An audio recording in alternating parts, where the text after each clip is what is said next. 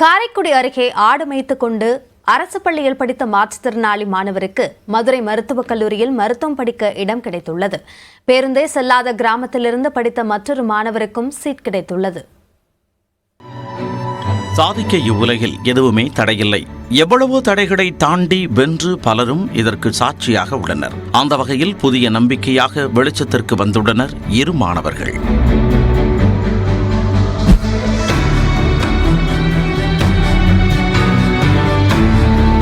சிவகங்கை மாவட்டம் காரைக்குடி அருகே உள்ள கமலை என்ற கிராமம். 100க்கு மேற்பட்ட குடும்பங்கள் வசிக்கும் இக்கிராமத்தைச் சேர்ந்தவர் மாணவர் நாகராஜ். நடப்பதில் சிரமப்படும் மாற்றுத்திறனாளி ஆவார். இவரது தந்தை பெரியசாமியும் தாய் விஜயாவும் கூலி தொழிலாளிகள். ஏழ்மை குடும்பத்தில் பிறந்த நாகராஜ் பீர்கலைக்காடு அரசு மாதிரி மேல்நிலைப் பள்ளியில் படித்து வந்தார். தாய் தந்தைக்கு உதவியாக காலையில் எழுந்து மாடுகளுக்கு தீவனம் வைத்து பராமரிப்பது முதல் ஓய்வு நேரம் மற்றும் விடுமுறை நாட்களில் ஆடுகளையும் வைத்துள்ளார். ஆனால் அவரது கனவு மருத்துவராவது.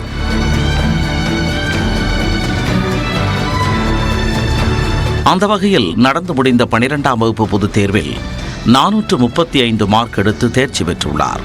பின்னர் நீட் தேர்வில் முதல் முயற்சியிலேயே 136 மதிப்பெண் எடுத்த நிலையில் மாற்றுத்திறனாளிகளுக்கான இடஒதுக்கீட்டில் மதுரை மருத்துவக் கல்லூரியில் மருத்துவம் படிக்க தேர்வாகி நாகராஜ் சாதனை படைத்துள்ளார். எனக்கு ரொம்ப சந்தோஷமாக இருக்குது. நான் நினச்சதே கிடச்சிருக்குங்காண்டி நான் ரொம்ப சந்தோஷப்படுறேன். நான் மெடிக்கல் ஃபுல்லாக படிச்சுட்டு நான் எம்எஸ் முடித்து நான் ஒரு சர்ஜரிங்கை எல்லாருக்கும் சர்ஜரிங் பண்ணி நான் ஒரு பெரிய லெவலில் எல்லாரையும் கொண்டாடணும். இதை என்ன மாதிரி எல்லாருமே நினச்சி படிக்கணும்.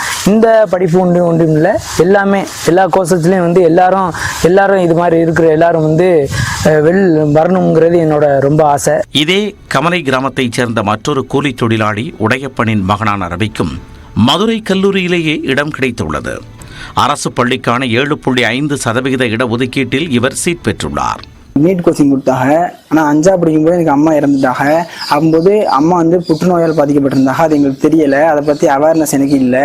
அதுக்கப்புறம் புற்றுநோய்னா என்னென்னு அம்மா இறந்ததுக்கப்புறம் தான் தெரியும். சரி, அப்போ எல்லாரும் ஊரில் உள்ள எல்லாம் சொன்னாங்க, நீ அம்மா இறந்ததுக்காண்டி நீ டாக்டர் படித்து மற்றவங்களை காப்பாற்றணும், அம்மா இறந்தது விட்டது மற்றவங்களே காப்பாற்றணும்னு சொன்னாங்க.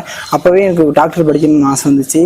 இந்நிலையில் பேருந்து வசதியே இல்லாத தங்கள் கிராமத்தில் இருந்து 2 மாணவர்கள் மருத்துவம் படிக்கச் செல்வது கிராமத்திற்கே கிடைத்த பெருமை என்கின்றனர் ஊர் மக்கள்.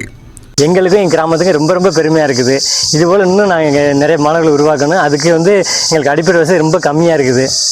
இதே அரசாங்கம் எங்களுக்கு செஞ்சு கொடுத்தா இன்னும் கொஞ்சம் நன்மையாக இருக்கும்னு நினச்சி நாங்கள் நன்மையாக இருக்கும், எங்களுக்கு கொஞ்சம் பெருமையாக இருக்கும். போதிய அடிப்படை வசதிகள் கூட இல்லாமல் கல்வியில் சாதித்துள்ள இம்மாணவர்கள் தங்களது மருத்துவ கனவு சிதைந்து விடாமல் இருக்க தன்னார்வ அமைப்புகள், சமூக ஆர்வலர்கள் தங்களுக்கு உதவ வேண்டும் என்ற எதிர்பார்ப்பை வெளிப்படுத்தியுள்ளனர். இவர்களின் எதிர்பார்ப்பு நிறைவேறுமா? நியூஸ் 18 தமிழ்நாடு தொலைக்காட்சி செய்திகளுக்காக காரைக்குடியில் இருந்து செய்தியாளர் முத்துராமலிங்கம்.